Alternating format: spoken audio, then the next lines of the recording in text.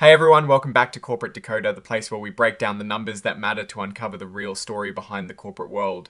Today we're diving into Tyson Foods and a recent announcement that might have some folks feeling a little meatless. We're talking about some big changes in their operations that could impact a lot of people and the markets. Let's chew on this report. Before we get into the details, if you are new here, make sure you hit subscribe. We help you understand what is really going on with companies by cutting through the jargon. And if you want to join a community that loves dissecting these filings, our Discord link is in the description below. Alright, so it is November of 2025 and Tyson Foods is putting out some news. This isn't a full quarterly report, but a special update, a Form 8K, which usually means something significant has happened that investors need to know about right away. Think of it like a company's urgent press conference in paper form. Tyson Foods Incorporated, a major player in the food industry, is letting the world know about some key operational shifts. Now, they are incorporated in Delaware, have a long history with the commission file number 001-14704 and an IRS employer identification number 71-0225165.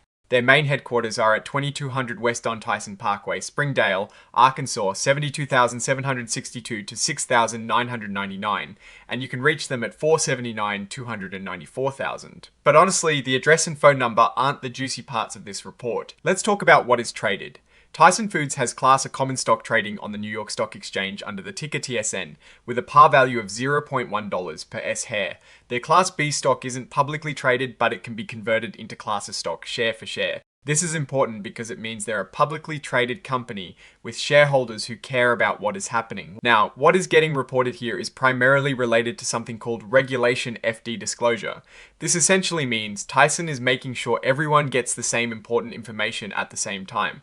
They've issued a press release about some network changes. Remember, this information isn't officially filed in the sense of a full financial statement, but it is crucial information that is being made public. This is where we get to the core of the announcement. On the 21st of November, 2025, Tyson Foods Incorporated announced significant network changes affecting their beef facilities. Specifically, they are ending operations at their Lexington, Nebraska beef facility.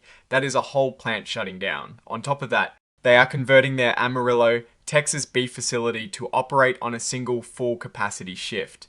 This means they are scaling back operations there as well. So what does this all mean? When a company announces plant closures and operational changes like this, it is rarely about growth.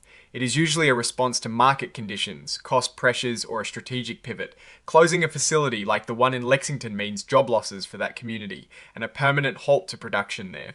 Converting the Amarillo facility to a single shift signals a reduction in its overall output capacity. This could be due to a number of factors like changing demand for certain types of beef, increased competition, or rising costs of doing business. Think about it from a business strategy perspective. Companies don't typically close down or reduce operations at significant facilities unless they forecast that those operations are no longer profitable or strategically aligned with their future goals. For Tyson Foods, this likely means they are streamlining their operations, trying to become more efficient or perhaps moving production to other, more profitable locations. It is a tough decision that impacts employees, suppliers, and the local economies. Investors will be watching to see how this impacts their overall production capacity, their costs, and ultimately, their profits. This press release, which is Exhibit 99.1, is the source of this information. While we don't have the full text of the press release in this filing, the 8K tells us it was issued on the 21st of November, 2025, announcing these network changes. This is the critical piece of information that the financial markets are reacting to. Okay, so this report is not a deep dive into financials like a 10Q or ASC 606. It is more about an operational announcement. However, these operational shifts are where the future financials are born. When a company like Tyson decides to close a plant, there are immediate costs associated with that closure, like severance for employees, potential asset write-downs, and contract terminations. But the long-term goal is usually to improve efficiency and profitability by reducing overhead and focusing resources where they make the most sense. Let's think about the implications. For the beef industry, demand can fluctuate. If consumer preferences are shifting away from certain cuts of beef, or if there is a slowdown in the overall economy impacting meat consumption, companies have to adapt. Also, the cost of grain to feed cattle, labor, and transportation are all major expenses for a company like Tyson. It might make older or less efficient facilities less viable. So, what is the verdict here for Tyson Foods Incorporated? This announcement signals a period of restructuring for the company. They are making tough decisions to align their operations with what they perceive as current and future market realities. On one hand, closing facilities can be a sign of financial distress or a proactive move to cut losses and become leaner. On the other hand, it can be a strategic maneuver to reallocate capital and focus on more profitable ventures or more efficient production centers. The immediate impact will be felt by the workers in Nebraska and their families, and the reduced capacity in Amarillo will affect supply chains. For investors, this is a signal that Tyson is actively managing its business in response to external pressures.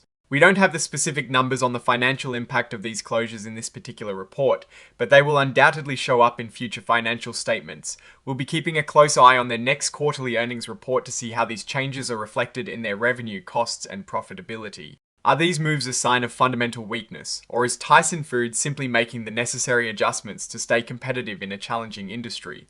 It is hard to say definitively without more context, but it's clear that the company is not standing still and is attempting to navigate a complex market landscape. The food industry is incredibly competitive, and companies like Tyson are constantly balancing supply, demand, and cost management. Alright, that is our quick decode of this Tyson Foods filing. What do you think these operational changes signal for the company's future? Let us know your thoughts in the comments below. If you found this breakdown helpful, please give this video a thumbs up and subscribe for more corporate analysis. And don't forget to join our Discord community via the link in the description. Thanks for watching, and we'll see you on the next one.